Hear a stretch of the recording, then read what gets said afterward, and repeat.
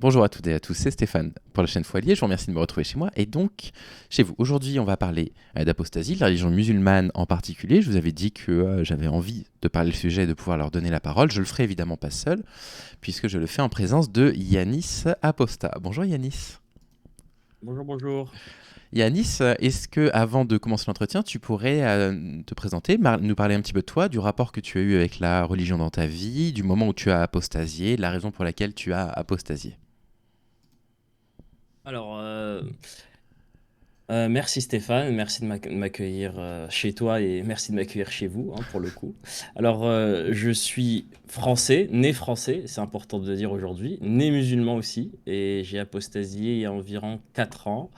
Je suis un militant pour le droit des apostats depuis à peu près autant de temps. Donc, je suis un militant, disons, de la première heure de mon apostasie. Je me suis rendu compte de l'importance de défendre nos droits et à quel point nos droits étaient bafoués, à quel point je lisais et même vivais en mon sein, en mon propre foyer, des histoires et des drames qui s'enchaînent les uns après les autres, jusqu'à me dire qu'à un moment donné, bah, il faut faire quelque chose. Et ce faisant, l'une des premières choses que j'ai fait, c'est rejoindre un Discord tout naissant, c'est-à-dire c'était un Discord d'apostats. Aujourd'hui, ça paraît rien du tout. Voilà, un Discord d'apostats, mais à l'époque, c'était quelque chose d'assez révolutionnaire.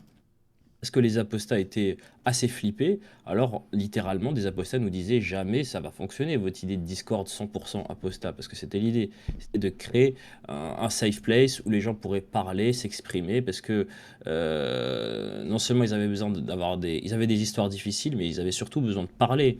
Et concrètement, bah, tu peux pas en parler à ta famille qui est musulmane. Tu peux pas en parler aux non-musulmans parce que ça les enquiquine et puis ils comprennent pas, voilà, ils disent: «Ouf, pourquoi tu nous casses la tête avec tes histoires? Bon, c'est bon, t'as quitté l'islam, passe à autre chose». Et ils ne comprennent pas toutes les dynamiques et ton besoin de parler et donc il fallait créer un serveur uniquement d'apostats. Donc c'était l'objectif et ça a été fait. Et pour contrecarrer justement le plus gros obstacle à ce serveur, c'était la peur de se faire doxer. Alors le doxing, c'est-à-dire de révéler des informations sur une personne dans le but de lui nuire, de menacer, voire jusqu'à agresser. Pour contrecarrer cette peur, j'avais eu, je pense, la brillante idée, parce que j'ai vu que je venais à peine d'apostasier, donc une partie de mon cerveau fonctionnait encore comme un musulman. C'est-à-dire, je sais comment fonctionne un musulman, et donc pour rentrer dans ce serveur, la première chose qu'on te demande, c'est de faire l'attestation de non-foi, l'attestation d'apostasie. C'est une formule que j'avais inventée, c'est-à-dire que quand tu rentres, tu devais attester que Mohamed n'est pas son messager et qu'Allah n'est pas Dieu. Et alors pourquoi c'est important et pourquoi c'est qu'on supposait qu'il était possible que certains mentent en disant oui, je suis non-musulman, etc. Mais l'attestation de foi, c'est la chose littéralement la plus importante pour un musulman. Et d'après certains hadiths, elle pourrait, en gros, c'est la dernière corde qui te lie au paradis et c'est même la seule et unique et c'est la plus importante. Et donc là, renier officiellement, même dans un but de fourberie, aka takia, guerre stratégique, c'est quand même, il faut quand même, voilà, il faut être assez sûr de soi. Et justement, ça a été le cas parce que ça a marché, ça a fonctionné. On n'a pas eu de problème et j'ai pu moi-même stopper certaines personnes qui voulaient se faire passer pour des apostats alors qu'elles étaient incapables visiblement de... Elles étaient capables de dire qu'il y avait des problèmes en islam, mais au moment donné où il fallait faire cette fameuse attestation d'apostasie, et ben de non-foi, ironiquement, eh bien elles étaient bloquées. Et donc bah voilà, j'avais compris qu'elles étaient musulmanes et dont D'accord. Donc deux avant qui même m'ont de commencer carrément le travail de avoué. militantisme d'apostasie, vous aviez déjà cette crainte de doxing, cette crainte de menace, avant même que vous ayez commencé votre travail militant. Je dirais même que c'est le cœur du travail, c'est le pourquoi du militantisme. Donc oui, oui, c'est le moteur, c'est le pourquoi, c'est le comment, et c'est voilà. D'accord, ok. Euh, Il résume tout le militantisme. S'il n'y avait pas ces problèmes-là, je ne serais pas militant. ok. Euh, On va aborder plusieurs questions. Pour ne rien cacher aux gens, on a un premier enregistrement qui malheureusement, on doit lui dire adieu puisque ton ordinateur a décidé de nous quitter en plein milieu du Voilà. précédent enregistrement. Et donc on disait qu'on allait aborder là ensemble des questions un peu difficiles, des questions même un peu ambiguës, pour ne rien Oui. mettre sous le tapis, pour que personne ne puisse dire regardez à gauche, vous n'osez pas aborder les questions. Et donc je te remercie Yanis d'avoir accepté de répondre à certaines questions qui sont des questions compliquées, effectivement, que je t'ai demandé de préparer.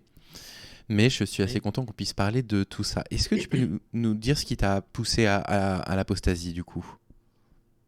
Alors, je vais le faire de façon très concise et un résumé qui n'est pas fidèle à mon histoire, mais je dirais que c'est tout simplement l'histoire de l'islam, c'est-à-dire l'histoire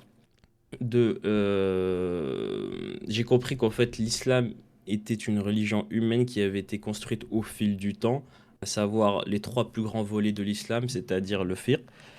Le fiqh, c'est la jurisprudence et le droit islamique. Il est arrivé en dernier. Avant ça, en fait, je paraphrase un savant musulman qui s'appelle, et doctorant aussi, qui s'appelle Yasser Qadi. Il dit, avant l'islam, je l'ai vu comme un beau château, bien complet, voilà, avec de belles formes harmonisées, de belles couleurs. Et au fur et à mesure d'avoir étudié l'histoire, je me suis rendu compte que ce château était fait de plein de briques, et ces briques entre elles, elles étaient de constitution, elles étaient collées par une volonté humaine. C'est-à-dire, donc il y avait le droit qui arrive en dernier. Avant ça, il y avait l'écriture des hadiths, et en premier, l'écriture, le plus important, et c'est ce qui m'a fait apostasier, l'écriture du Coran. J'ai appris avec effroi que le Coran a été écrit après la mort du prophète et que, et que comment dire, et qu'il subsistait plusieurs versions, il y avait des conflits de versions, de variantes, etc. Et pour moi, cette histoire ne peut pas être l'histoire d'un livre divin. Voilà, une personne qui est arrivée sur Terre pour te donner un livre qui meurt sans jamais l'avoir écrit, ses suivants qui l'écrivent, ses compagnons qui brûlent les variantes concurrentes en utilisant la force, les califes ensuite qui utilisent de la répression contre ceux qui récitaient des variantes qui n'étaient pas, entre guillemets, canoniques, qui n'étaient pas validées par le calife. Toute cette histoire, une longue histoire, je ne vais pas détailler, mais toute cette longue histoire m'a donné la certitude que toute ma vie, je me suis trompé. Et ça a mis un coup de grâce D'accord. et pour finir, voilà, de me rendre compte qu'aujourd'hui, il existe des variantes du Coran. Ça a mis un coup de grâce à ma foi. C'est un processus difficile parce que les gens ne se rendent peut-être pas compte, mais voilà, l'apostasie, c'est pas rigolo. C'est un processus déjà parce que c'est quelque chose qui a cette particularité qui est à la fois progressif et à la fois discret. C'est-à-dire que, en vérité, l'apostasie, tu t'en rapproches progressivement en remettant en cause différentes choses, les hadiths, l'orthodoxie, etc. Et en même temps, il y a bien un moment où tu te considères plus du tout musulman. Et c'est quelque chose d'assez terrifiant. Moi, l'impression que j'ai eue, c'est l'impression de rentrer dans une piscine où je n'avais plus pied. C'est-à-dire, soudain, je ne savais même plus qui j'étais. Du coup, je devais repenser mon propre être et mon propre rapport à la réalité, à mon entourage, au divin, aux gens, et quels étaient les principes. Et au final, cette quête, c'est aussi une quête de se retrouver soi-même, de tenter, et même si on ne le sera jamais, de tenter de retrouver l'être qu'on aurait dû être sans l'islam. Et c'est une quête désespérée, mais c'est une quête, c'est une quête, une belle quête comme malgré tout. Ok, alors j'ai deux choses à dire par rapport à ça qui m'intéressent. Déjà, la première des choses, c'est qu'il y a des parallèles assez intéressants à dresser avec la Bible. Parce que dans la Bible, il y a aussi des évangiles qu'on appelle les apocryphes, dont on a décidé, le concile de Nicée au 5e siècle a décidé qu'en fait, non, on n'allait pas le mettre dans la Bible parce que ça ne racontait pas l'histoire de Jésus qu'on souhaitait. Et il y a eu beaucoup de luttes de pouvoir Mhm. autour de ça. Et la deuxième chose qui m'intéresse, c'est que moi j'ai Exactement. déjà discuté et même reçu des apostats sur la chaîne à plusieurs reprises. Et ce qui est intéressant, c'est que c'est la première fois que j'entends ce trajet-là. C'est-à-dire que la plupart du temps, les apostats avec qui j'avais échangé, que ce soit dans la religion juive ou musulmane, ont commencé leur apostasie parce que la pratique de l'islam ou du judaïsme ne leur convenait plus, tu vois, devenait contraignante. Et toi, c'est pas du tout ce qui s'est passé. C'est-à-dire que toi, tu es passé par une vraie crise de foi. C'est-à-dire que de la même façon que la majorité des religieux ont ce qu'on nous on appelle en français la vérité révélée, c'est-à-dire une sorte de foi, ils se disent ah mais oui, mais je me sens croyant. Toi, tu l'as eu dans l'autre sens. C'est-à-dire que c'est pas la pratique de l'islam qui t'a fait apostasier, c'est le fait que tu te sois dit non, en fait, ça n'est plus cohérent avec ce que j'ai cru, c'est ça? Oui, oui, oui, j'ai cette petite particularité, c'est vrai. J'ai pas apostasié pour Aïcha, malheureusement, voilà, pour essayer de prendre un raccourci rapide. J'ai apostasié pour d'autres raisons, mais après, personnellement, je pense qu'il y a autant d'apostasie que d'apostats, même s'il y a des Oui. autoroutes qui se rejoignent, des faisceaux d'histoires qui se ressemblent. Certains apostasient parce qu'ils ont rejeté pour des raisons morales, mais d'autres, effectivement, un peu plus rares, ont apostasié pour des raisons uniquement textuelles, voire slash historiques.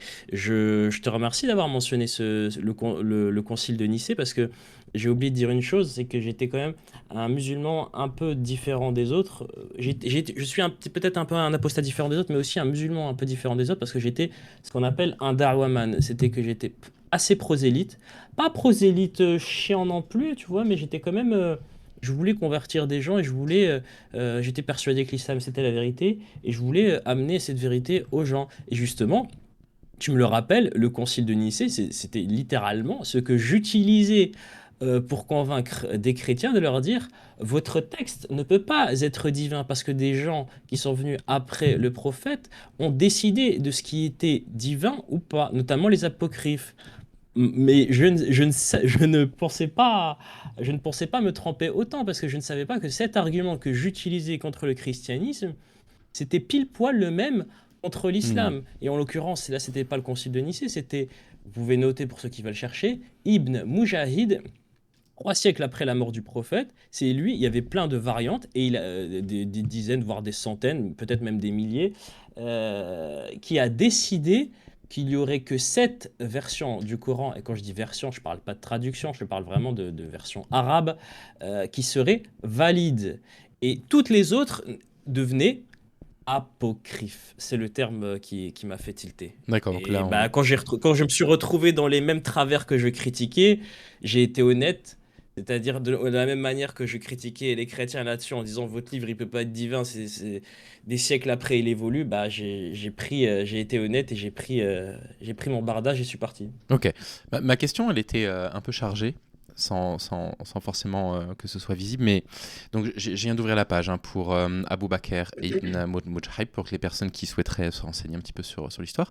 Mais grosso modo, en fait, étant donné que moi j'avais avant de te rencontrer, parlé qu'avec des apostats qui avaient apostasie à cause de leur pratique et pas spécialement à cause des incohérences du texte. C'est aussi pour ça que j'ai mis une forme de critique sur la façon dont je vois l'apostasie militant sur Internet, à savoir vouloir prouver aux gens qu'il y a des incohérences dans le texte, parce que je suis issu de famille religieuse, très religieuse même, et je vois à quel point, en fait, quand on est croyant, on peut faire preuve d'une extraordinaire mauvaise foi pour justifier les incohérences d'un texte. C'est pour ça que moi j'avais des doutes sur cette méthode en me disant, mais en fait, c'est pas en me montrant des incohérences dans le texte qu'on va convaincre un croyant de ne plus croire. Et d'ailleurs, le mot foi en France, il veut bien dire ce qu'il veut dire. On a la foi, c'est-à-dire qu'en fait, on décide de croire sans preuve. On n'a pas besoin que tout soit cohérent, on n'a pas besoin que tout soit prouvé. Le principe de la foi, c'est ça. Donc c'est aussi pour ça que moi je suis intéressé par ta démarche, parce que si tu veux, si toi tu as apostasié à cause de ces faits-là historiques, et à cause de certaines incohérences, je comprends que dans ta méthode, tu essayes d'utiliser les mêmes arguments aux personnes qui seraient croyantes. Et justement, c'est ma question. Yanis, c'est quoi le rôle d'un apostat? En tout cas, c'est quoi ton rôle à toi en tant qu'apostat militant? Et c'est quoi le rôle des apostats? C'est de déconvertir les musulmans? Alors, première question, c'est quoi le rôle d'un apostat? Rien, absolument rien. D'accord. Tu apostasies, tu n'es forcé de rien. Personne te force à rien et tu es tout simplement libre. On n'est pas une secte. Voilà. Et d'ailleurs, des tas d'apostats à qui même j'ai discuté quittent l'islam de manière tout à fait silencieuse et même parfois sont encore mariés à des musulmanes voilées très pratiquantes et même certains malheureusement après voilà c'est dommage mais dommage pour eux mais Certains feignent encore d'être pratiquants jusqu'à aller à la mosquée chaque semaine, tout simplement, d'ailleurs il y a un témoignage, je retrouverai le nom, tout simplement pour ne pas faire exploser leur famille. Donc non, les apostats ne doivent rien faire. Après mon combat, quand je dis que je suis un apostat militant, la première des choses, c'est de porter une des voix des apostats pour revendiquer nos droits, littéralement de vivre, d'exister en paix euh, en France et dans le monde de surcroît, mais en France en priorité. Ça, c'est le premier volet, hein, le premier volet. Et le deuxième volet, mais ce deuxième volet, il a un petit lien avec le premier. C'est la critique de l'islam, ce dont tu faisais référence, et le fait de détricoter les textes et une sorte de prosélytisme. Et pourquoi il a un lien? C'est parce qu'en fait, justement, quand on est musulman et qu'on s'imagine les apostats, on se dit, bah, ce sont juste des gens qui n'étaient, pas pratiquants, qu'on la plupart ne disent même pas musulmans du tout, et qu'en fait, on ne peut pas quitter l'islam. Et ce sont juste des gens qui voulaient boire, s'amuser, forniquer, et donc ils ne s'imaginent même pas qu'on puisse quitter l'islam, déjà en ayant pratiqué sérieusement, deux, pire encore, en ayant étudié les textes et en ayant eu la volonté de quitter, de se rapprocher de l'islam, d'augmenter sa foi. Et donc il y a un lien direct entre le fait de porter notre voix, de se faire entendre, et de défendre nos droits et de critiquer l'islam. Parce que du coup, les musulmans, ils peuvent s'écouter et se dire, tiens, ça me ressemble.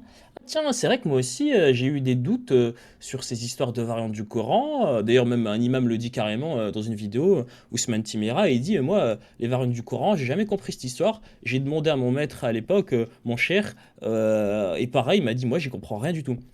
Donc en fait, ça crée de l'empathie. Parce qu'on se dit, on connaît vos textes, on a vécu dans on a votre parler, on connaît vos textes, et, et de se dire, d'offrir, euh, comment je pourrais dire ça?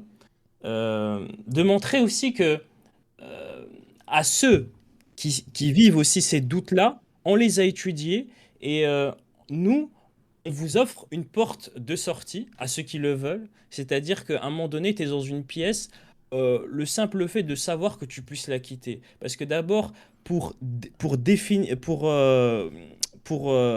concevoir un concept, il faut le définir. Et le simple fait d'avoir popularisé ce terme apostat pour nous est une grande victoire. Parce que il y a quelques années, je te promets que pas grand monde connaissait ce terme. Aujourd'hui, il devient de plus en plus connu dans les réseaux sociaux. Et c'est notre plus grande victoire. C'est tout simplement, y compris pour les musulmans qui ont des soucis avec cette religion, peu importe textuelle, immoraux, de leur dire, vous n'êtes pas obligé de souffrir dans une sorte de schizophrénie. Il existe cette porte. Cette porte, maintenant qu'elle est nommée, elle est visible, à l'image de la caverne. Et vous pouvez la prendre. Voilà. Ok. Alors, on va aborder le premier point sur lequel on n'est pas d'accord. Et moi, je ne vais pas redonner mes arguments à ce sujet-là. Je vais surtout te permettre à toi de donner ton point de vue. C'est l'argument de l'islamophobie. C'est très intéressant. On va pouvoir en parler ensemble. On a un désaccord là-dessus, toi et moi, mais je vais vraiment te laisser en parler. Juste avant ça, il y avait un article qui était publié par Marianne, pourtant Marianne, hein, en 2019, qui rappelait en fait l'existence de discriminations absolument colossales qui pèsent sur les communautés musulmanes et sur les communautés dites entre guillemets arabes en France. Et donc, moi, l'une des remarques que j'ai, c'est que j'avais au départ, que je tiens toujours d'ailleurs, hein, mais je ne vais pas redévelopper aujourd'hui, c'est de dire aujourd'hui en France, dans ce contexte-là, dans un contexte où à chaque fois qu'un musulman bouge un petit doigt, on va demander à la totalité de la communauté musulmane de dire que c'est pas en son nom, comme si on en doutait, dans un contexte où il faut envoyer 4 à 5 fois plus de CV pour obtenir un emploi, avec une discrimination pour trouver un logement, arriver sur Internet en tenant un discours contre l'islam, on parlera après des récupérations de gauche et d'extrême droite, ça pourrait être perçu comme une forme d'islamophobie. Et en fait, là où on a un désaccord, toi et moi, c'est que pour toi, le terme islamophobie, c'est un terme qui est un terme assez risqué, c'est ça, voire dévoyé. Et moi, j'ai toujours présenté mes arguments pour expliquer pourquoi l'islamophobie existait. Et je pense que ce serait intéressant que sur cette chaîne, il y ait une personne qui a été concerné par ce fait-là, qui puisse nous expliquer pourquoi, d'après toi, le terme est un peu galvaudé, voire dangereux. Ok. D'accord. Bah, là, vraiment, on entre fort fort les mains dans le, dans le Il faut y cambouis. aller. Il va Je falloir te qu'on parle de remercie. ça, il va falloir qu'on parle de sexisme, de la Ah LGBT-phobie, il va oui. falloir qu'on aborde ces sujets, ouais. Ah oui. Alors juste une petite chose juste un petit truc avant de se lancer dans ce sujet. J'ai oublié de dire une chose. Oui. Ceux qui veulent mon témoignage d'apostat justement de manière très complète, 3 heures hein, pour le coup. Vous tapez Yanis Apostat témoignage et normalement vous devrez le trouver sur la chaîne. C'est pas sur ma chaîne personnelle parce que vu que je l'avais déjà posté ailleurs, j'en trouvais pas l'intérêt de la reposter chez moi. Et c'est voilà, et j'ai un témoignage pour ceux qui veulent entendre mon histoire. Et voilà, ça dure 3 heures. Bon, De ceux qui toute sont façon, motivés, allez-y. j'ai Et trouvé le justement, lien et tout sera dans la description de la vidéo, Yanis, t'inquiète pas. Là, je partage le lien. Donc, témoignage, excuse-moi, Yanis je te Apostat remercie. 1 sur 2, ce sera dans la description de la vidéo pour les personnes qui s'intéressent à ça. Voilà, je partage ton excitation de parler des choses où on diverge, mais je veux juste mentionner une dernière chose, si tu le permets, c'est que juste Bonjour et dans bienvenue cette sur... histoire de l'apostasie, 2.0, pour aller vite, on a créé ce Discord, ce fut une réussite. Ensuite, on voulait on s'est rendu compte qu'il y avait vraiment une grande détresse dans les communautés apostates de France, vraiment des histoires déchirantes. Et du coup, le deuxième projet auquel on s'est hâté, c'est justement les témoignages. Et on a créé justement cette chaîne Témoignages ex-musulmans à plusieurs. Moi, Soleiman, Apostat Kafir, d'autres. Et du coup, c'était justement. On a commencé et on s'est adressé qu'aux apostats. C'est un peu à l'image de ce que je t'ai dit pour mon militantisme. Tout ça ne concernait que les apostats et c'était des témoignages d'apostats. Et ensuite, dans un second temps, on avait des conversations passionnantes et même des débats, notamment sur ce dont on va parler, la gauche, à droite, etc. Et on s'est dit à un moment donné, ah c'est dommage, bon là il y a un débat, on est 10-15 sur nos Discord, d'autres auraient aimé l'écouter. C'est là qu'on a eu l'idée, et d'ailleurs, D'accord. ironiquement, c'était moi qui avais eu l'idée en prenant inspiration sur un youtubeur musulman qui s'appelle Oumad Vox, que je salue au passage, même si je pense qu'il va pas trop aimer. C'était de faire des lives. On se disait, ben, tu sais quoi, on va partager nos discussions. Et c'est là que ça en est en vérité, les lives. En fait, là, je te retrace toute l'origine et toute la chronologie de l'apostasphère, ce que je peux me permettre d'appeler avec un peu d'orgueil l'apostasphère. Voilà, et maintenant on va pouvoir rentrer dans le. Voilà, j'ai fini mon petite Donc voilà, donc introduction. On va sur pouvoir le rentrer. paradoxe entre les discriminations subies par les communautés maghrébines en France, les musulmans également, et la notion d'islamophobie, qui est une notion avec laquelle tu es beaucoup plus prudent que moi. Oui. Alors, si tu permets, je vais commencer par l'islamophobie. Je t'en prie. Et si j'oublie, si j'oublie les autres questions, tu pourras m'en rappeler tout à l'heure. La première chose, l'islamophobie. C'est un terme que je n'ai jamais aimé. Et quand je dis jamais aimé, c'est depuis à l'époque où j'étais musulman, je détestais ce terme. Je le détestais parce que pour moi, ce terme, il a toujours été critiqué et en fait, je l'ai détesté pour deux raisons différentes. Et à l'époque, je me disais qu'on mélangeait, donc pour rappel, hein, voilà la définition. Il n'y a pas une définition principale, mais la définition qui est retenue la plupart du temps. D'abord, il faut un peu définir, qu'on soit un peu à peu près d'accord. L'islamophobie, c'est la haine de l'islam et des gens, des musulmans, Absolument, et en des l'occurrence. Ou même musulmans Mais apparentés. on pour entend être aussi un par peu plus précis. islamophobie une structure de pouvoir qui est systématiquement en défaveur des musulmans. Tu vois, c'est un terme qu'on utilise aussi pour le milieu politique, par exemple. Nous, on considère à gauche Oui, l'État oui. français comme profondément islamophobe, par exemple. Mais c'est intéressant. Donc moi, ce terme ne m'a jamais plu et vraiment, je l'ai toujours détesté. Euh, Quand j'étais musulman, comme aujourd'hui, je l'ai toujours détesté parce que parce qu'au final, parce qu'on parle de, parce qu'on mélange ces deux principes, euh, comment dire? En fait, quand j'étais musulman, je me suis dit, je déteste l'islamophobie. Je vais te dire les deux phases, hein. Quand j'étais musulman, je me disais, je déteste l'islamophobie parce que il permet à des gens d'afficher leur haine des musulmans en prétendant que c'est une critique de l'islam. Un exemple, comment il s'appelle? Bah, tu résumes J'ai oublié, je m'en parfaitement dis mes craintes autour de votre mouvement, Yanis.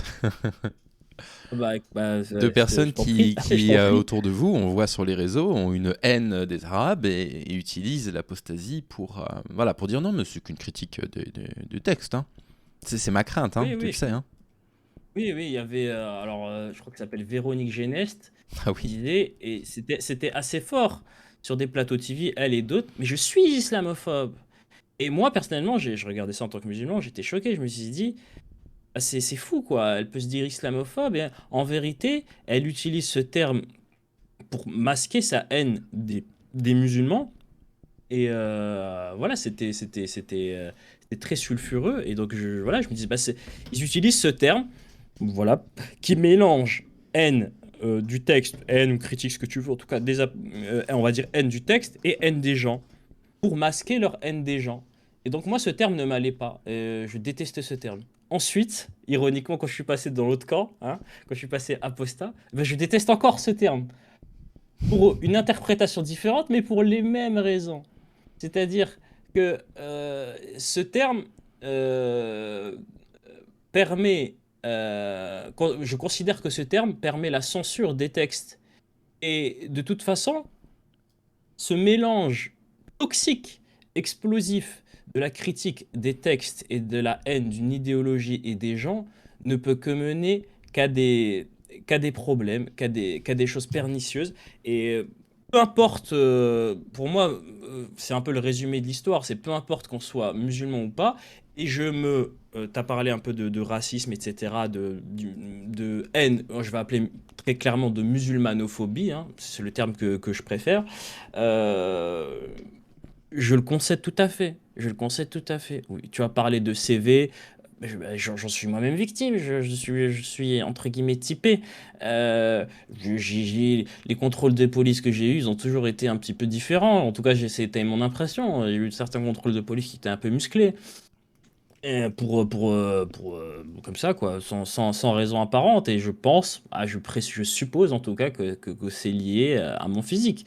Donc ça, voilà, je l'admets tout à fait. Je le combats avec force. Et pour moi, le nier, alors que c'est presque je vais utiliser un mot fort, mais c'est une forme de négationnisme scientifique.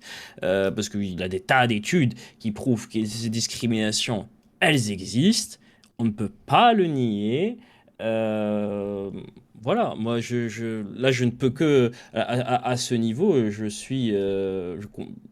te rejoins, je rejoins votre combat. Et d'ailleurs, j'en profite pour vous remercier, en tant que, même encore aujourd'hui, en tant qu'apostat, entre guillemets, maghrébin, entre guillemets, je suis français avant tout, mais voilà, on se comprend. Ce que j'ai dit à d'autres, gens de gauche, euh, je vous remercie. Je vous remercie de nous aider, hein, parce que contre les discriminations qu'on vivra.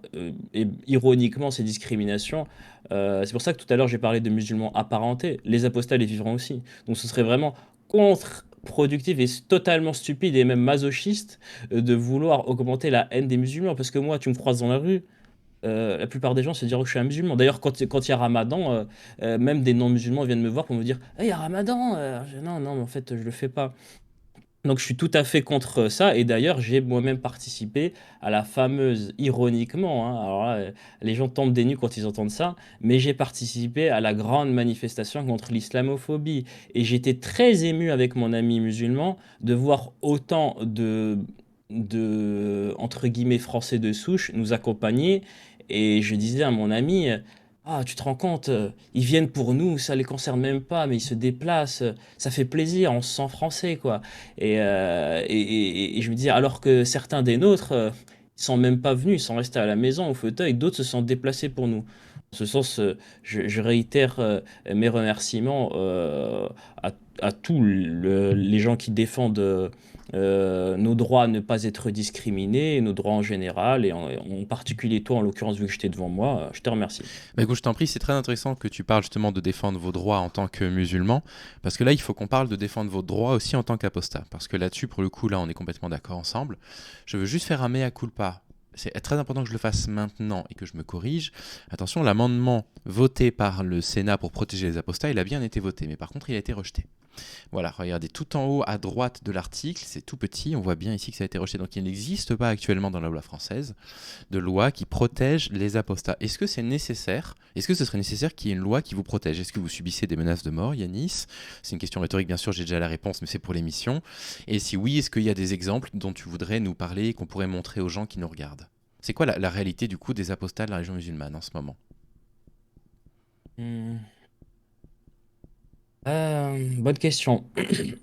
Alors, de par mon statut d'administrateur du Discord et le fait d'accueillir les gens, j'ai cette particularité que j'ai pu discuter avec des centaines, et que je pèse mes mots, des centaines d'apostats. Donc j'ai pu entendre différentes histoires. Sans doute, je fais partie des gens qui ont entendu le plus d'histoires de France, quoi, littéralement.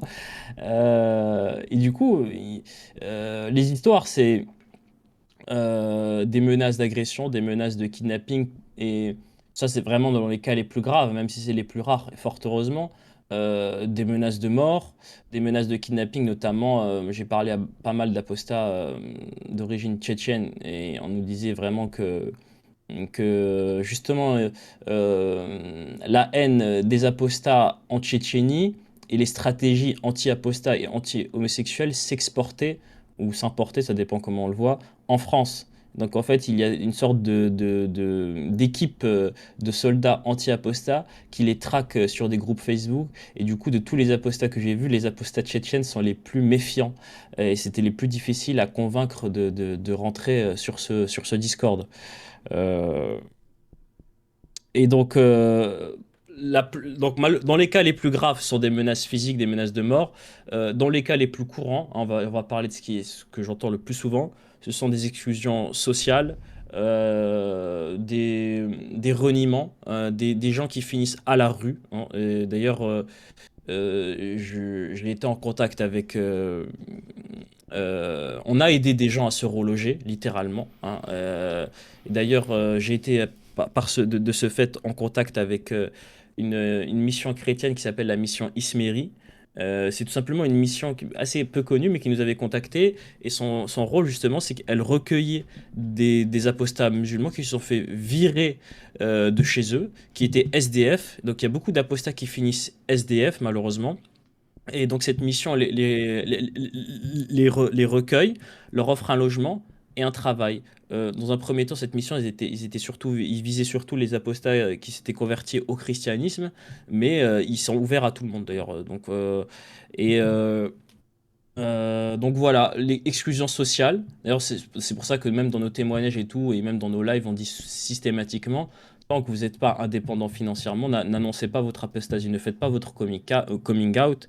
Et justement, ça peut paraître bête, naïf, mais c'est important de le dire. C'est important à un moment donné de dire à des gens dans leur zèle, stop, tu vis chez tes parents. Si tu as un risque de finir SDF, ne le fais pas. Donc c'est aussi l'intérêt de ce témoignage et de D'accord, ces donc lives et là, de tu porter une parles voix, effectivement c'est d'aider. tu parles de pression intrafamiliale qui, tristement, sont vraiment communes aux apostats des trois religions monothéistes. C'est dramatique ce que tu décris.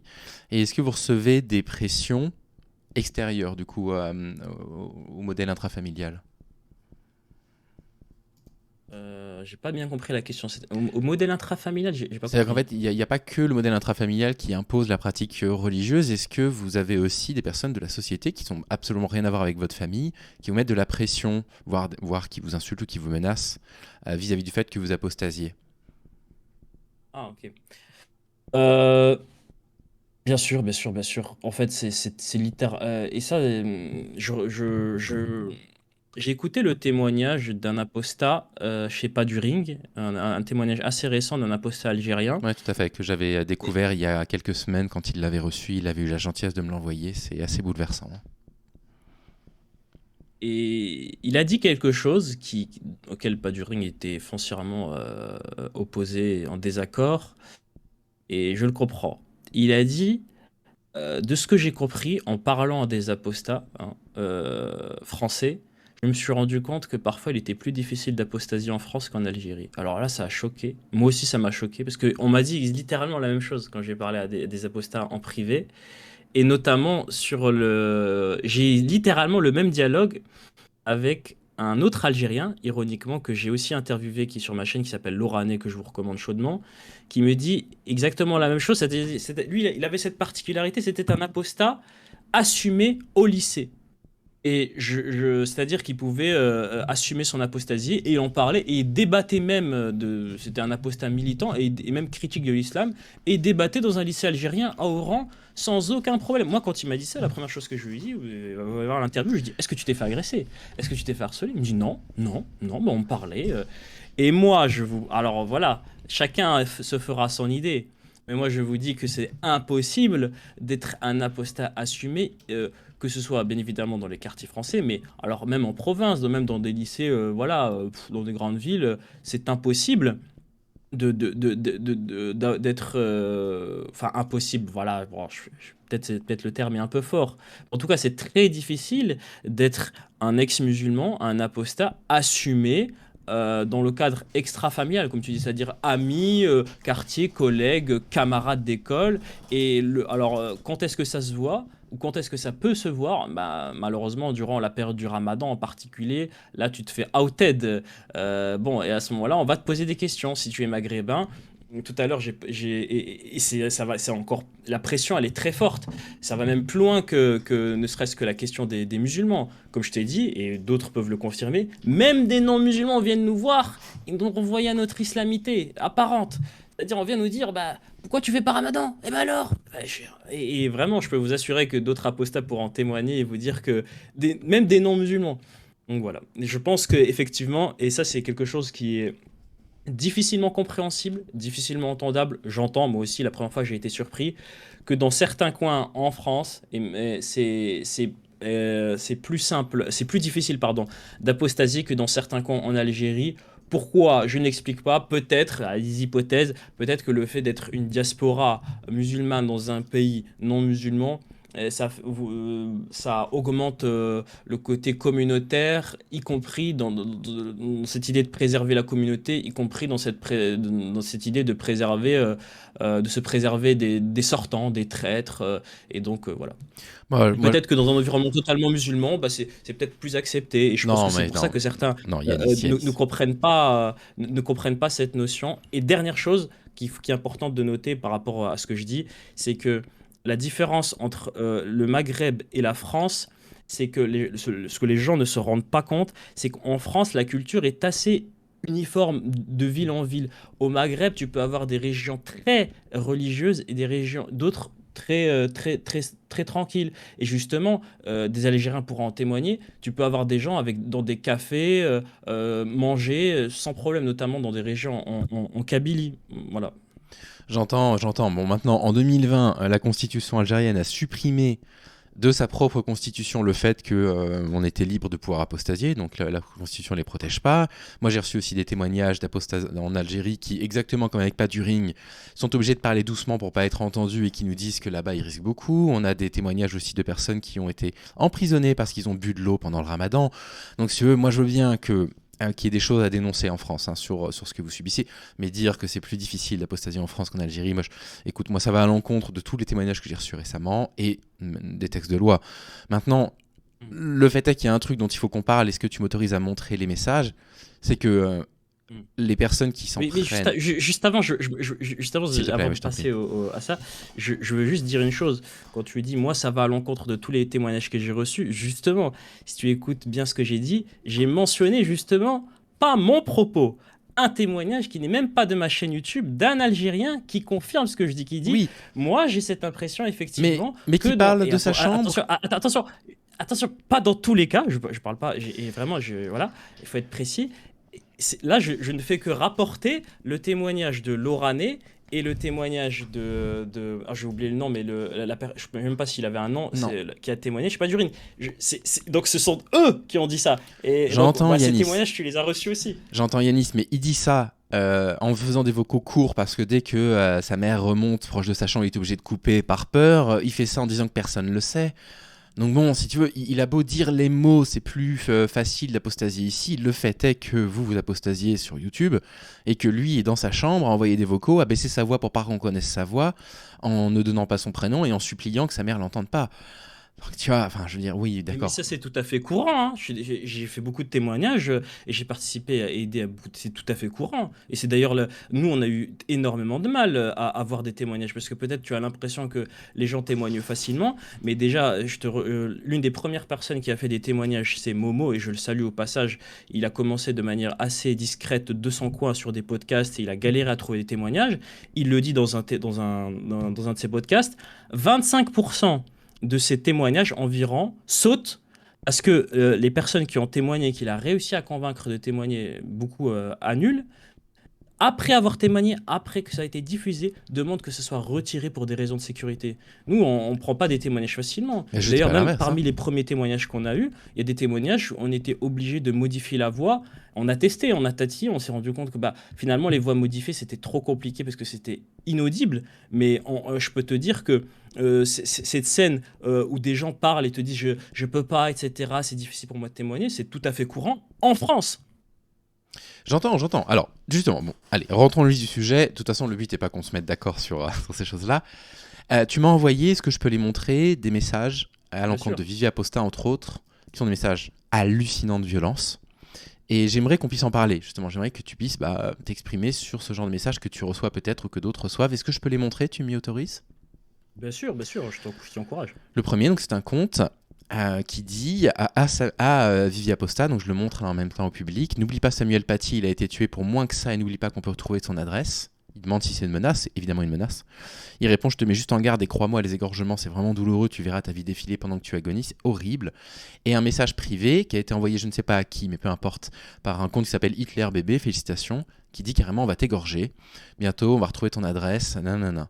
Bon ça c'est hallucinant. Yanis, moi j'ai beau avoir des retenues vis-à-vis de plein de choses, des craintes par rapport à ton mouvement sur les récupérations politiques, on en parlera après, ça c'est intolérable. Et ça, moi je ne laisse aucune place à ça, et je m'en fous que ces messages-là aient été envoyés par des musulmans ou non en fait. Ces gens-là doivent être sanctionnés parce qu'on ne peut pas les tolérer dans une démocratie, on ne peut pas les tolérer en République. C'est des trucs courants que vous recevez, peut-être pas à ce niveau de violence, mais les intimidations comme ça, les menaces, les violences. Oui, j'ai connaissance littéralement de groupes qui ont été formés dans l'unique but de nous porter préjudice. Alors tout à l'heure, j'ai parlé des Tchétchènes et d'importation de techniques. Et donc, ils utilisent des techniques particulières et ils se forment en groupe. On en a entendu parler un petit peu, voilà, de manière un peu ouverte sur TikTok et sur YouTube, d'une soi-disant brigade anti-blasphème qui se rejoignent.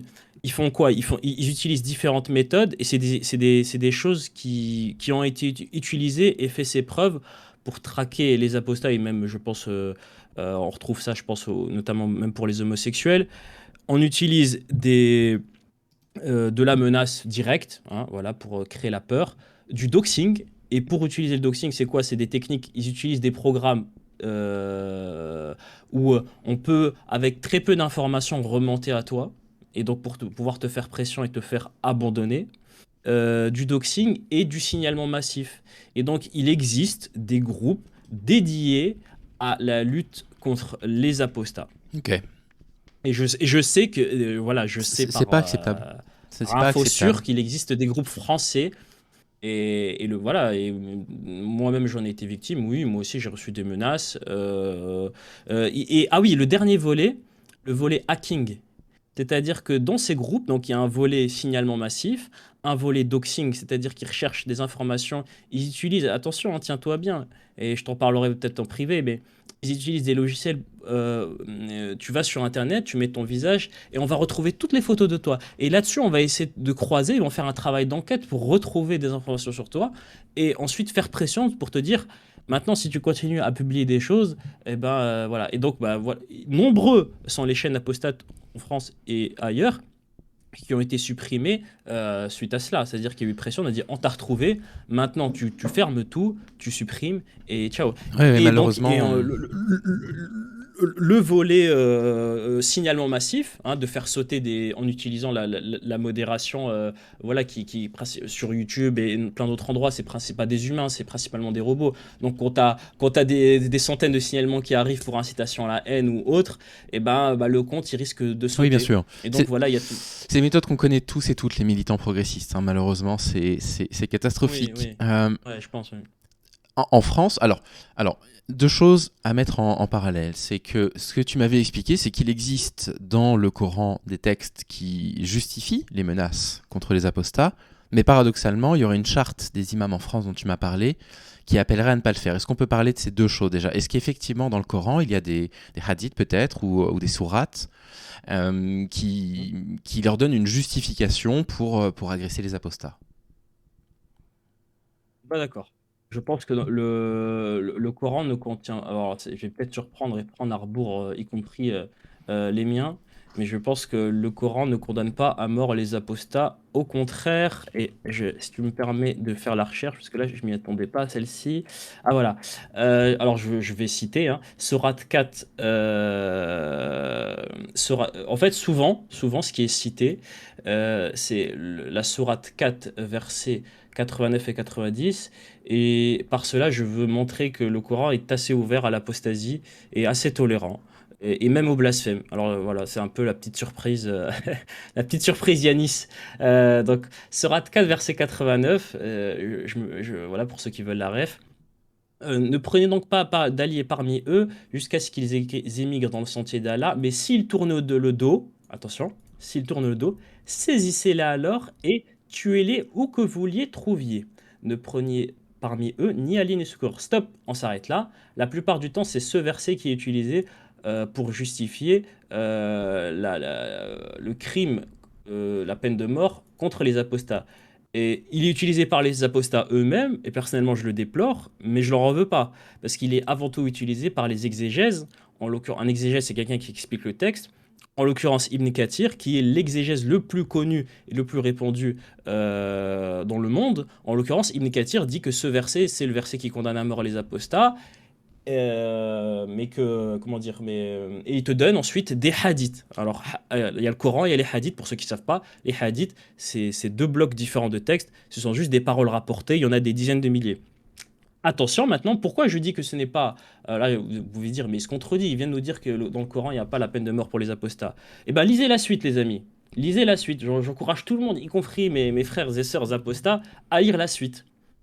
Excepté ceux qui se joignent à un groupe avec lequel vous avez conclu une alliance, ou ceux qui viennent chez vous, le cœur serré d'avoir à vous combattre, ou combattre leur propre tribu. Ça veut dire quoi? Ça veut dire que concrètement, cette peine citée, en l'occurrence ici dans le Coran, de mort, ne parle que d'apostasie, diront, politique, de gens qui veulent vous combattre.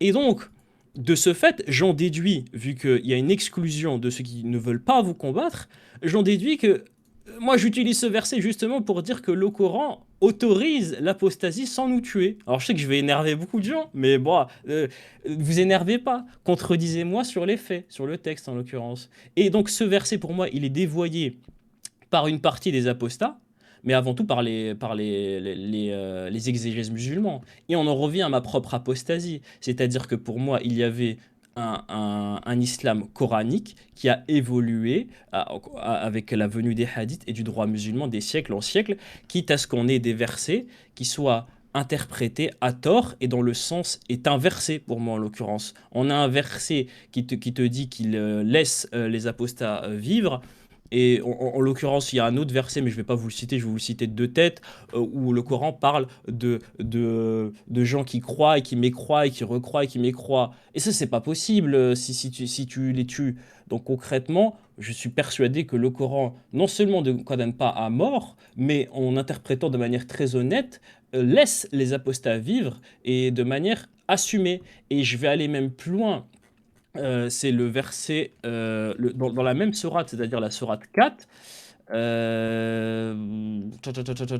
là, je l'ai pas, c'est pas grave. Au pire, je te le renverrai. Mais voilà, je vais pas, parce que là, tu me prends un peu de cours là-dessus. Je pensais pas parler de texte. Mais il y a un verset qui dit très clairement, et vraiment, il va choquer, hein, parce que je pense que les gens. Donc, je vous mentionnerai la référence, parce que je pense que les gens ne vont pas me croire sur une certaine tolérance du Coran. Quand vous les entendez se moquer du livre, donc ça commence comme ça le verset, et là tu te dis bon bah ça veut dire que concrètement la suite du verset tu t'attends à tuer-les, voilà etc. Non, quand vous les entendez se moquer du livre, euh, partez de leur discussion, voilà, il dit, extirpez-vous de la discussion et revenez que quand ils ont fini. Donc d'après ce verset qui parle littéralement de blasphème, le seul châtiment du blasphémateur, c'est qu'on le quitte. Donc, bah, moi, j'enjoins mes compatriotes musulmans français, en l'occurrence, à suivre ces versets que j'estime très tolérants pour l'époque.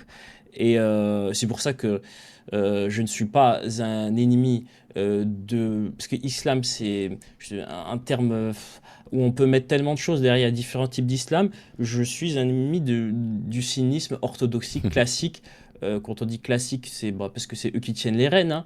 Et j'encourage justement un musulman réformiste, un coraniste n'est pas mon ennemi. Et nos critiques ont un effet positif, y compris de manière intracommunautaire. C'est-à-dire que il y a des gens qui les écoutent et qui se disent, ben justement, il y a la naissance du mouvement coraniste. Ce sont un mouvement réformiste qui consiste à rejeter les hadiths qui sont postérieurs, 2 siècles après, et garder uniquement les versets du Coran et en font une interprétation libre de droit, hein, libre comme là, comme on a vu Ibn Kathir qui transforme un verset tolérant en verset intolérant et qui, la plupart du temps, les interprète de manière très humaniste. Mais tu m'as paradoxalement envoyé du site internet islamqa.info une sourate de 217 dans laquelle on peut lire quand même le Très-Haut dit « Et ceux qui parmi vous abjureront leur religion et mourront infidèles,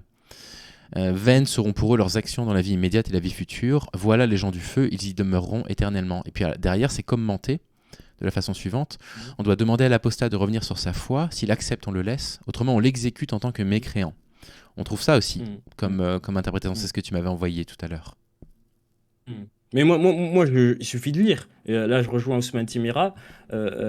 Arrêtez d'interpréter, lisez. Bon, en l'occurrence, ce verset, il prévoit l'enfer aux apostats, mais il ne parle pas de les tuer dans le monde présent. C'est Oui, vrai. bon, vos actions seront vaines, vous irez en enfer. Bon, on ne va pas aller jusqu'à demander au texte ou aux musulmans de dire qu'on va aller au paradis. De toute façon, on n'y croit pas.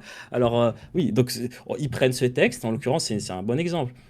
Bon, je vais essayer d'aller vite, mais quand même, IslamQA, c'est quoi? C'est un site qui a cette particularité d'avoir été cité dans l'introduction au projet de loi contre le séparatisme par dit-on, le monsieur islam de Macron, que je trouve très pertinent, qui s'appelle Hakim El Karoui. Et justement, il critique lui-même son propre projet de loi en disant attention, c'est bien tout ça, mais à un moment donné, quand on va sur Google et qu'on se pose des questions, les premiers sites qui arrivent, ce sont des sites très durs, parfois d'obédience salafiste, et il les cite les trois sites les plus visités de questions-réponses. Donc il y a une attente de ce côté des musulmans d'avoir des réponses, hein. Même en rigolant entre nous, on dit cher Google. Et les premiers sites qui tombent, ce sont des sites comme IslamQA. Et lui-même dit, ce n'est pas normal que quand un musulman français se pose des questions sur l'islam, la première chose qu'il trouve, ce sont des sites dirigés du Qatar, d'Arabie Saoudite, qui te donnent une vision islamique ultra intolérante. Et donc il explique, et même en donnant ce projet de loi, que en le critiquant dès le début, dans l'introduction, en disant ça ne suffit pas, il faut aussi faire quelque chose sur Internet, de mettre comment ça se fait que les sites les plus violents sont mis en avant. Donc ce site est cité, et ce site en l'occurrence, je ne sais pas si tu l'affiches, parce qu'en l'occurrence je ne vois pas ce qui s'affiche, déclare il y a consensus, il faut tuer les apostats. Pour moi, c'est intolérable que ce site apparaisse dans les premiers sur Google, et même Ouais, c'est intolérable que ce site apparaisse tout court. entièrement d'accord. Et Ouais. je vais un peu être un petit peu provocateur, mais pas tant. Pour moi, il faut réellement parler d'apostaphobie, et en l'occurrence, c'est assez clair, l'apostaphobie, c'est littéralement la haine des gens, point, c'est tout. Vous pouvez nous critiquer, vous pouvez critiquer ce que vous voulez, l'idéologie, mais quand on tombe sur un site, je suis outré. Et quand on va à la FNAC et qu'on trouve des textes qui nous condamnent à mort, je suis outré. J'entends il y a aussi le principe de liberté religieuse. Et c'est là toute la question, c'est là tout le débat. Comment jauger entre liberté religieuse Non, mais liberté et religieuse, textes qui appellent à la mort? ça veut aussi dire l'inverse. Hein. Liberté religieuse, ça veut aussi dire liberté de non-religion. Hein. Donc vous avez autant de droits à ne plus pratiquer votre religion et à militer pour que les musulmans ont de droits pour la Exactement. pratiquer. Euh, à mettre en parallèle quand même la position des imams en France sur la question de l'apostasie. Tu m'avais parlé d'une charte. Ah, bah, exactement, c'était la plus belle transition. Justement, il y a eu une évolution, à mon goût, des pouvoirs politiques, de cette prise de conscience de... Attention, peut-être qu'on a trop laissé libre cours à l'intolérance religieuse et à l'apostaphobie, à l'homophobie, etc., dans les textes, dans des justifications trop dures, dans des discours aussi, parce que, vous savez, comme tu as l'habitude de le dire, voilà, dans l'Ancien Testament, il y a aussi des textes homophobes, Bien etc. sûr, le crime de Mais quand sodomie, c'est... par exemple, enfin, c'est un truc qu'on trouve dans l'Ancien et Voilà, le Nouveau voilà, il y a Testament. plein Enfin, de... Voilà, c'est pas propre, en l'occurrence, en l'islam. Mais la particularité, c'est que, disons qu'ils sont un peu plus vivants et moins contextualisés, à l'imam de trouver le moyen, s'il le peut, de contextualiser ces textes, de les expliquer. Certains le font très bien. Notamment Hassan Iqiyoussen qui avait fait une vidéo sur justement la peine de mort pour l'apostat, où explique, bon, je le laisse, je vous enjoins à regarder cette vidéo, où il explique justement par les textes que la condamnation à mort des apostats est incomprise et que c'est uniquement les apostats qui faisaient la guerre physique, et c'est à un moment donné avec un contexte, etc. À l'imam de faire ce travail-là. Mais quand tu as des gens, des livres qui déclarent unanimement, sans explication, sans rien, sans recontextualiser, il faut tuer les apostats. Pour moi, j'espère que ces livres soient censurés. Pour moi, c'est intolérable oh, pas que que je puisse ça. trouver C'est de l'incitation à c'est des de livres qui l'incitation à la appellent à haine. ma mort et des sites qui sont hyper bien référencés sur Google qui appellent à ma mort. Oui, oui, non, mais plus que ça, c'est de l'incitation à la haine. Ces gens-là doivent être condamnés. Et puis condamnés très sévèrement. Est-ce qu'on peut lire l'article 3 de la charte des imams en Oui, France? oui, justement, parce qu'il y a une évolution du côté politique, Ouais. et bon, on sait très bien hein, que la charte des imams, c'est pas, elle vient pas, en l'occurrence des imams, elle vient d'en haut. Là, c'est un secret pour personne. Elle a été imposée, et en l'occurrence, elle contient un article. Donc, la charte des imams, c'est une sorte de de vraie fausse laïcité, de manière un peu de détourner la laïcité, sans l'assumer. C'est-à-dire d'imposer un discours religieux et justement, de mémoire, c'est Darmanin qui l'explique. Il dit la charte nous permet, c'est très simple, elle va nous permettre de différencier ceux qui sont avec nous et ceux qui sont contre nous. Concrètement, il le dit de manière très honnête, si vous ne signez pas cette charte, nous, on allons user de tous les moyens possible. On vous force pas à la signer, on peut pas le faire, il y a la laïcité. Mais si vous le faites pas, on va utiliser tous les moyens possibles pour vous mettre des bâtons dans les roues, supprimer des subventions comme la mosquée de Strasbourg pour une fédération turque qui n'a pas signé justement la charte. Elle a perdu une subvention d'une énorme somme, je sais plus, peut-être 1 million. Et donc voilà. Donc c'est une charte qui est un peu un détournement de la laïcité, non assumée, et qui impose justement c'est une certaine tolérance, et un article en particulier qui parle justement, qui m'a fait plaisir bien évidemment, qui parle des apostats. Et on peut le lire si tu veux. Si tu veux le lire ou tu veux que je le lise? Vas-y, je t'en prie, Alors, je l'ai pas devant donc moi. c'est l'article 3 qui s'appelle, dont le titre est La liberté. La liberté est garantie par le principe de laïcité qui permet à chaque citoyen de croire ou de ne pas croire, de pratiquer le culte de son choix et de changer de religion. Ainsi, les signataires s'engagent à ne pas criminaliser un renoncement à l'islam, ni à le qualifier d'apostasie. Rida, c'est le terme que vous utilisez en arabe? Oui. D'accord. Encore moins de stigmatiser ou d'appeler de manière directe ou indirecte à attenter à l'intégrité physique ou morale de celles ou ceux qui renoncent à une religion. Je vois quand même un paradoxe, c'est que dans ce cas-là, il aurait fallu que le Sénat vote la loi pour vous protéger, mais peu importe. Cela traduit un respect de toutes les opinions et de toutes les expressions admises par la loi, et surtout un principe républicain essentiel, la liberté de conscience. Dieu a donné aux hommes la liberté de choisir leur voie et leurs convictions, à l'abri de toute contrainte. Et là, il cite justement le Coran, donc verset 2, 256, nulle contrainte dans la religion. Et on a fait une expression de sa volonté, il recite le Coran, verset 10, 99, si ton Seigneur l'avait voulu, tous ceux qui sont sur la terre auraient cru. Est-ce donc à toi de contraindre les gens à croire ? Le prosélytisme abusif oppressant les consciences est contraire à la liberté de la raison et du cœur qui caractérise la dignité de l'homme. Convaincus que le débat est souvent source d'enrichissement et rempart contre le fanatisme, nous acceptons tous les débats et nous nous opposons à toutes les violences. Les signataires s'engagent ainsi à inscrire, dans le respect de l'article 9 de la Convention européenne de sauvegarde des droits de l'homme, cet article consacre la liberté de pensée, de conscience et de religion. Donc ça, c'est censé être signé par les imams en France, hein, c'est bien ce que tu nous expliques. Par une partie, ceux qui ont signé, il y en a beaucoup il y a des fédérations qui ont refusé de le signer. Ça a été mis au forceps. Il y en a certains, je crois, il y a 3 fédérations qui ont mis plus d'un an à signer parce que bah voilà, ils étaient face à des contraintes, à une oppression très assumée, hein. Par exemple, on va te fermer ton établissement parce que pour des raisons sécuritaires, mais c'est très assumé que c'est pas ça la vraie raison. Ok. On parle des deux Et, questions... Oui, alors, je t'en prie.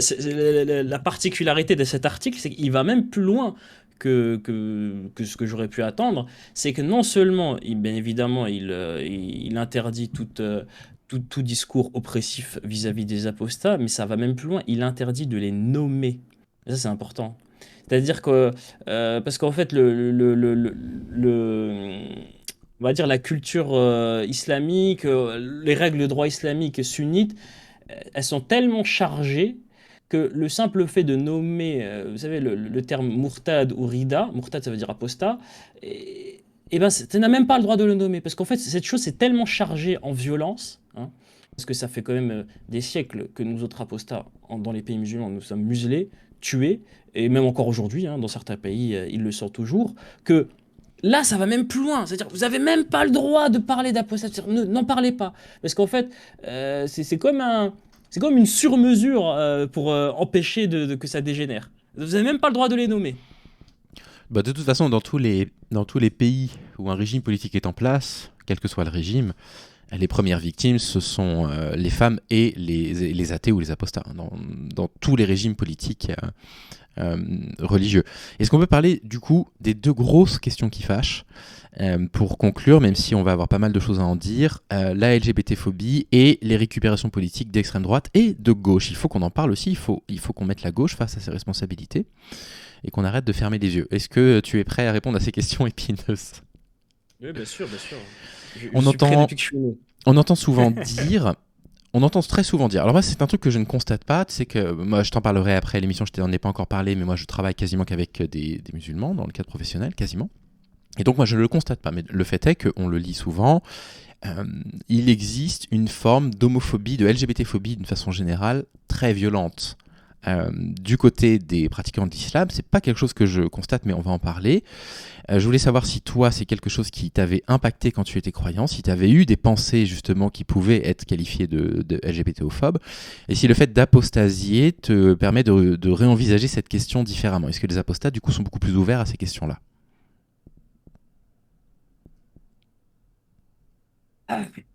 Je... je vais te répondre de manière très rapide et très succincte. Prends ton Oui, temps, hein, c'est oui, intéressant.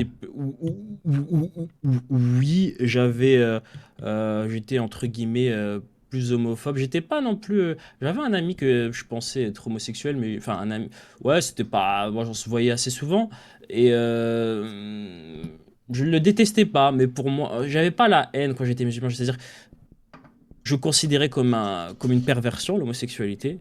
Je considérais que c'était, mais plus dans le sens, ouais, c'est une victime, voilà, euh, c'est un dégénéré, malgré lui, il va se faire du mal malgré lui, il va subir des tourments dans la vie d'ici-bas comme dans l'au-delà. Mais clairement, je voyais ça comme une perversion, et clairement, depuis que j'ai apostasié, Voilà, j'ai évolué et effectivement,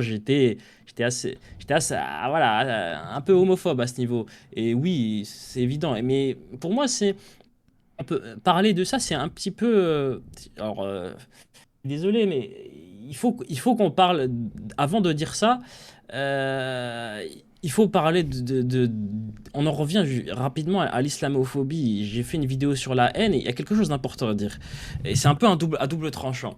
Critiquer l'islam, c'est bon, bien évidemment, pour moi c'est un droit, etc. Et c'est un droit récent, en l'occurrence, y compris pour les musulmans, parce que même eux et même les savants, c'est tout nouveau pour d'avoir des gens qui critiquent ouvertement, qui caricaturent, qui ne prennent pas de pincettes. Et donc je suis héritier, malgré moi, d'une génération d'apostats qui a été persécutée. Et pour la première fois, on peut l'ouvrir. Et c'est pour ça qu'on le fait avec entrain.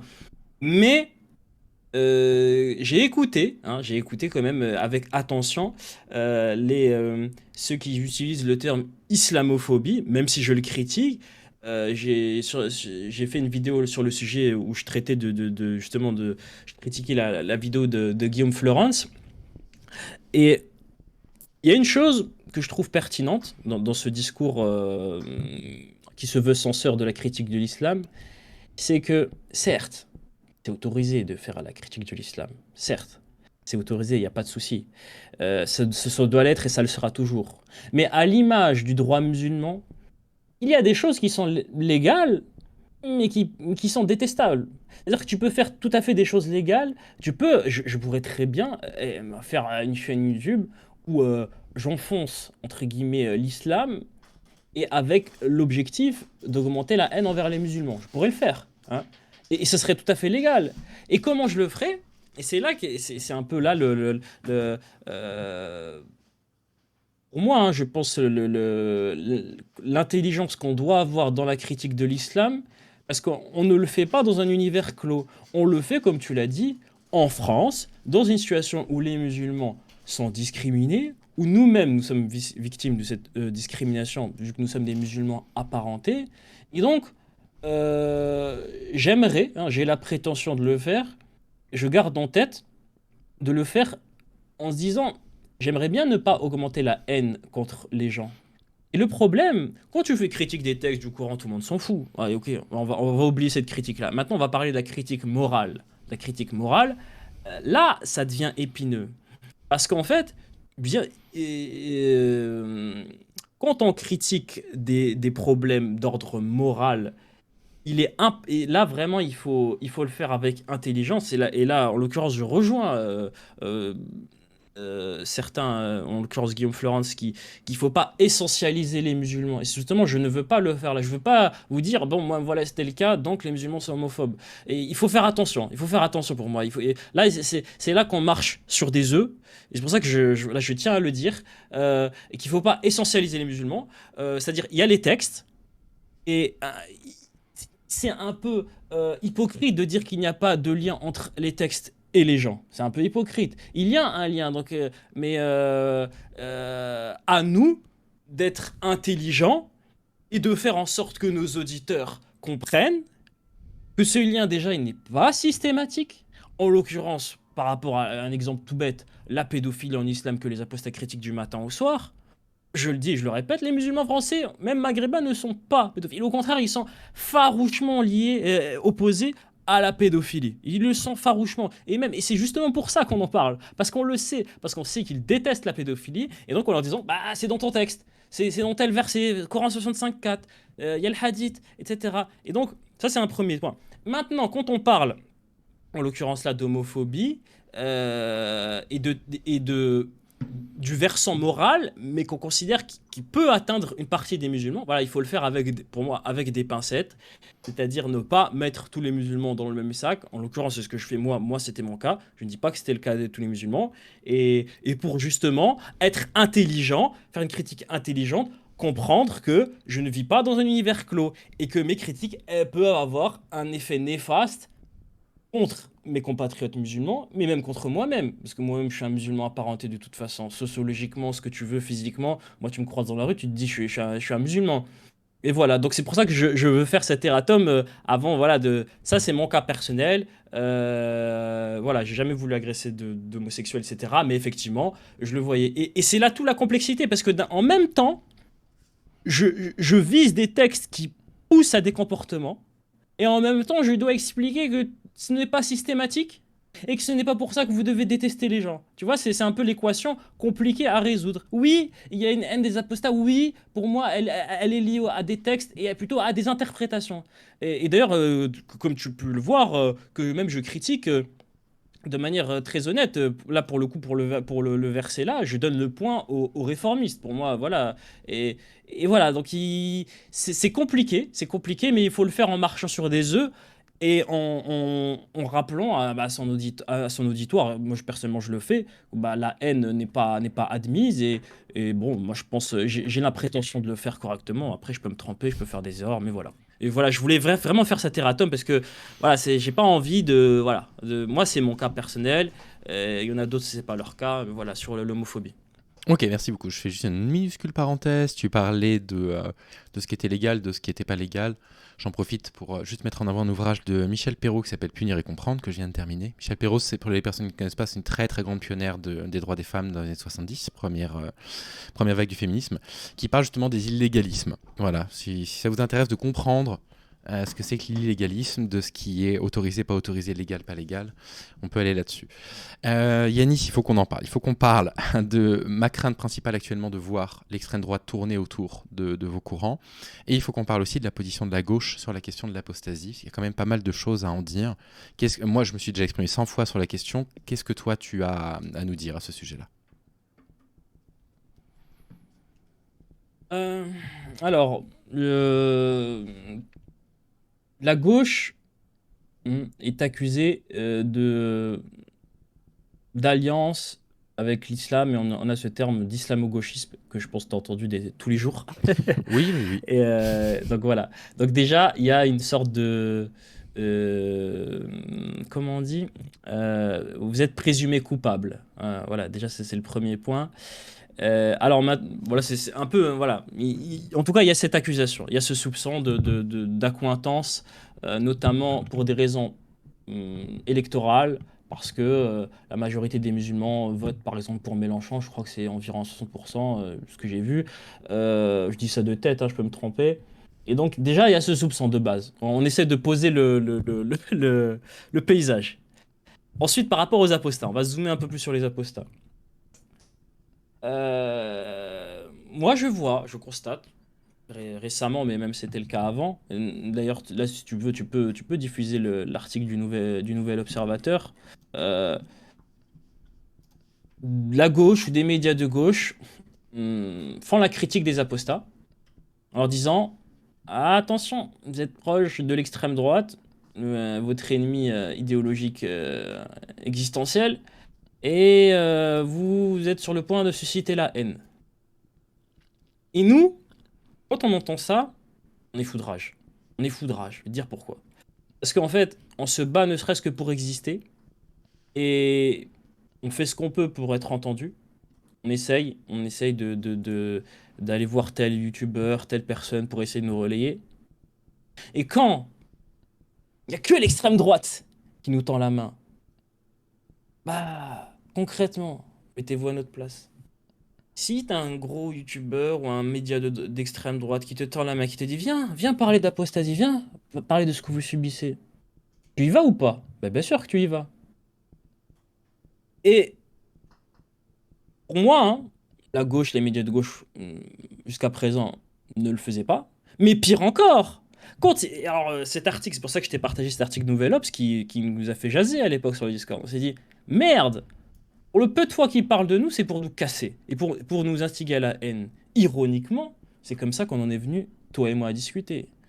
Je te connaissais pas avant, je connaissais pas du ring en l'occurrence. Je vois quoi? Et c'est aussi ce qui explique, je pense, un déchaînement de haine dans vos tweets.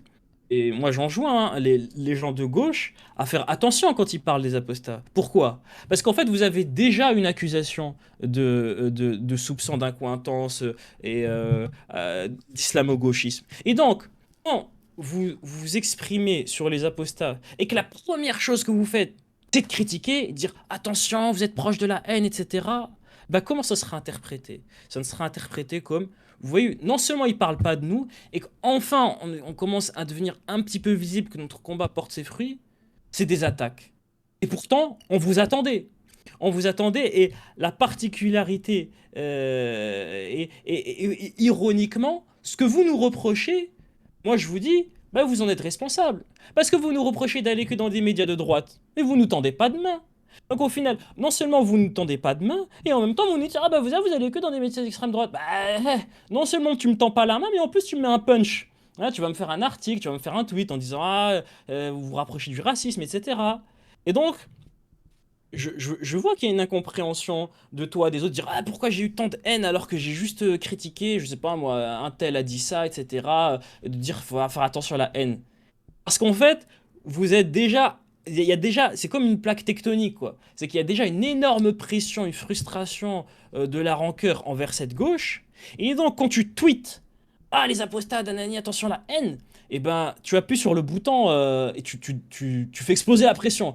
Ouais, ben alors, tu vas écrire, etc. Et moi-même, en l'occurrence, c'était mon cas. Que pas du ring, j'ai vu, je connaissais pas, hein, même toi, je connaissais pas. Récemment, il avait posté contre les apostats. Et j'ai dit, bah voilà, je dis, et je sais plus ce que j'ai tweeté, un truc du jeu. Voilà, je l'avais critiqué, je me rappelle plus exactement. Et après, au final, il est venu parler en privé, etc.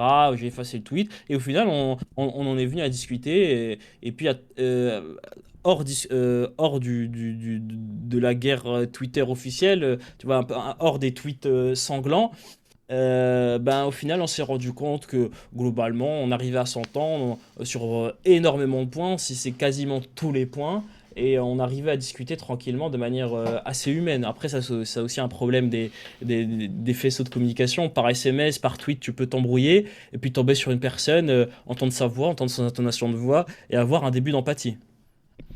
Bah, peut-être aussi parce que, contrairement à la caricature de nos propos, nous, on vous a jamais traité de facho. C'est faux, hein. Vraiment, littéralement jamais. Toi, en l'occurrence, c'est avec toi que j'ai les meilleurs contacts dans la sphère de la possédée. Je contacte avec d'autres personnes, hein, mais le meilleur contact, tu m'as pas jugé, tu m'as pas présumé coupable avant même de me connaître. Et c'est aussi pour ça qu'on a pu échanger très rapidement, de façon extrêmement polie et courtois. On n'a même pas cherché à convaincre l'autre sur nos désaccords, et ça, moi, j'apprécie. C'est pas forcément l'objectif dans la discussion. Et voilà, enfin, moi, très sincèrement, moi, je suis toujours assez surpris de lire des personnes de la sphère de l'apostasie musulmane écrire des trucs aussi dramatiquement faux à mon sujet, quoi. Hein. Tu vois, le fait que je Ouais, mais je sais, mais soutiendrais... en fait, c'est C'est malgré délire, quoi. toi. En fait, même moi, je te connais pas, je connais, voilà, jusqu'à très récemment. Et en fait, c'est que vous êtes présumé coupable voilà. Et donc, et moi, encore une fois, j'en rejoins. Voilà, faites attention, je sais pas que vous le conseillez. Quand la première chose que vous faites quand vous tweetez sur les apostats, c'est de dire ouais, attention, c'est des gens qui sont potentiellement haineux, attention de ne pas vous rapprocher des haineux. Bah ouais, vous risquez de vous prendre pour le coup beaucoup de critiques. J'entends. Parce Mais alors, que. Et dernière phrase, c'est pour ça que moi, effectivement, toi comme pas du ring, vous êtes dit. Vous êtes porté en faux contre cette accusation en disant, au contraire, votre combat, c'est aussi mon combat, et je vais vous répondre, et je vous dis, chiche, bah, viens sur ma chaîne YouTube, et tu vas voir que je vais le faire, et que mon public sera assez intelligent pour comprendre que on peut soutenir ton combat de la critique de l'islam sans pour autant virer à la haine, et ils auront cette intelligence. Et pour moi, je le dis à toi et je le répète encore une fois, comme à Padu, c'est courageux et c'est bien. Et pour moi, c'est une nouvelle phase et que même des youtubeurs de gauche, et moi je le prends avec joie, parce que justement, je ne veux pas, dans mon militantisme et dans ma communication avec la communauté musulmane, être associé justement à un discours de haine. Et donc, je vais dans des chaînes des médias de gauche avec une grande joie et je salue, entre guillemets, votre courage, même si peut-être tu vas le prendre comme une insulte. Pas du tout. Non, non, absolument pas. Par contre, du coup, faisons du coup la critique inverse. C'est-à-dire que si dans votre courant, vous continuez à valider des propos identitaires incroyablement racistes parce que c'est juste les gens qui vous soutiennent et que vous nous traitez d'islamo-gauchistes, je veux dire, il ne faut pas non plus être surpris que de l'extérieur, quand on en parle entre courants de gauche, nous, on vous perçoit, je te l'ai dit en privé, je vais te le dire en public, comme un courant qui s'est ultra radicalisé et qui assume en fait, finalement, l'accointance avec l'extrême droite, puisque c'est littéralement les propos de certains d'entre vous. Donc, nous traiter d'islamo-gauchistes, enfin, je veux dire, ça n'a pas de sens. Tout ça pour dire, oui, mais vous nous traitez de fachos. Bah non, c'est pas vrai. Pour le coup, ni Paduri ni moi n'avaient dit que vous étiez des fachos, c'est pas vrai. Par contre, on est un peu choqué que certaines personnes soutiennent des propos identitaires assez dangereux, quoi. Donc, je pense qu'il faut simplement qu'on fasse preuve de tolérance et d'ouverture les uns envers les autres et d'empathie. Parce que votre lutte contre les radicalismes, c'est notre lutte contre les radicalismes aussi. C'est une évidence, quoi. On le fait pas de la même façon, on s'adresse pas au même radicalisme à l'évidence, mais nos luttes, elles sont conjointes. Hein. Elles sont complètement conjointes. Pour le coup, on est frères dans ces luttes-là contre les radicalismes en France. Oui, oui. Oui, oui, oui, bien sûr, bien sûr. Et même dans la lutte contre le racisme, en l'occurrence. Mais il Évidemment. y a une petite chose que j'aimerais dire, c'est que, tu sais, dans ce fameux Discord d'Aposta, d'ailleurs qui existe toujours, hein, qui a été filé à d'autres gens, et, bah, je te mettrai le lien pour ceux qui veulent, enfin, pour les apostats en l'occurrence, c'est que pour les apostats, sait-on jamais si t'en as. Euh, les apostats, c'est pas un groupe uni, c'est pas un groupe Évidemment, uniforme. mais je le Tu sais sais, bien. nous Mais tous, nous non plus à gauche, on n'est pas un groupe uni, Yanis. ah, mais encore, vous êtes unis déjà quand même par quand même pas mal d'idées. Mais nous, notre seul point en commun, c'est justement la désunion de l'islam. Mais il y a des apostats d'extrême droite, il y a des apostats d'extrême gauche. Pour une raison, je pense, assez explicable. On entend surtout ceux d'extrême droite parler, et peut-être que ceux de gauche serait peut-être temps qu'ils parlent, qu'ils ouvrent un peu plus et qu'ils arrêtent cette sorte de pudeur. Et au final, on a l'impression, enfin, voilà, tu peux avoir l'impression que les apostats, ce sont que des gens d'extrême droite. Pas du tout. Moi, Bah, je l'ai pas, cette ouais. impression. Bah, j'encourage ceux de gauche à l'ouvrir. Voilà. Est-ce que tu veux Mais conclure? je t'assure qu'au Oui. sein du Discord, l'une des plus grandes disputes, moi j'étais modérateur, j'étais administrateur, je passais mon temps à devoir arbitrer, modérer des embrouilles politiques, de gauche, de droite, sur des sujets, sur le racisme, sur la manière de critiquer l'islam, etc. On passait notre temps à débattre entre nous-mêmes.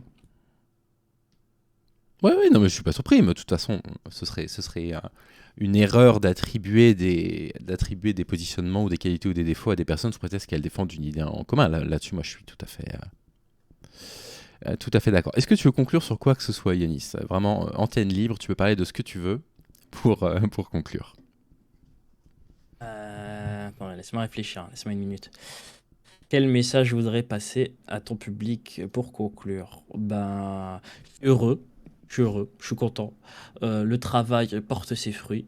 Et, je suis très content d'être sur cette chaîne de gauche. Parce que pour moi, c'est une nouvelle étape et c'est comme un peu le mouvement Aposta est un mouvement balbutiant, c'est un mouvement encore pour moi qui est encore adolescent et qui va prendre, pour moi, c'est un mouvement de fond qui prendra de l'ampleur et qui d'ailleurs presque anthropologique parce que il a commencé aux États-Unis. J'étais persuadé que ça prendra en France. On l'était, on avait cette conviction, moi, Soleiman, d'autres. Et aujourd'hui, ça nous donne raison. On commence à commence à exister. On est fier que ce terme apostat aujourd'hui n'est plus un terme t'as plus besoin de regarder le dico pour comprendre ce que c'est, à quoi il fait référence. On est content. Et pour moi, aujourd'hui, je suis très content que des youtubeurs de gauche osent prendre la parole parce que, effectivement, ce serait une erreur politique de laisser le combat de l'apostasie d'être silencieux là-dessus, parce que ça renforcerait les accusations. Et ironiquement, les gens d'extrême droite euh, disent, bah regarde, moi je suis pas raciste, je suis avec Mahmoud, Bah il oui, est à oui. côté de moi, Mahmoud l'apostat. Et donc c'est bien la preuve que je suis pas raciste. Et toi, c'est bien la preuve que ton combat c'est pas contre le racisme, parce que non seulement tu parles pas de Mahmoud mon ami, mais en plus tu vas le critiquer. Et donc c'est assez rigolo. J'ai l'impression que tu vois du coup le cas Apostat, dans ce combat qui vous oppose entre la gauche et l'extrême droite, c'est comme c'est un combat stratégique, tu vois, c'est comme une colline, quoi. Parce que il peut être utilisé dans les deux côtés. Et encore une fois, moi je trouve que c'est intelligent et courageux d'ouvrir ta chaîne comme tu l'as fait et comme d'autres l'ont fait, et de donner, justement, de retirer la parole, l'exclusivité de l'extrême droite sur ce sujet. Néanmoins, je tiens à dire que euh, ça reste, moi personnellement, ça reste pour moi un combat apolitique. Dans le sens où, je m'explique, bien évidemment qu'on, voilà, sur une phrase ou une autre, tu peux dire, ah bah il a dit ça, du coup, ce serait plutôt, voilà, de gauche ou de droite. Voilà, on peut. Mais moi, de base, mon mouvement, c'est pour le droit des apostats.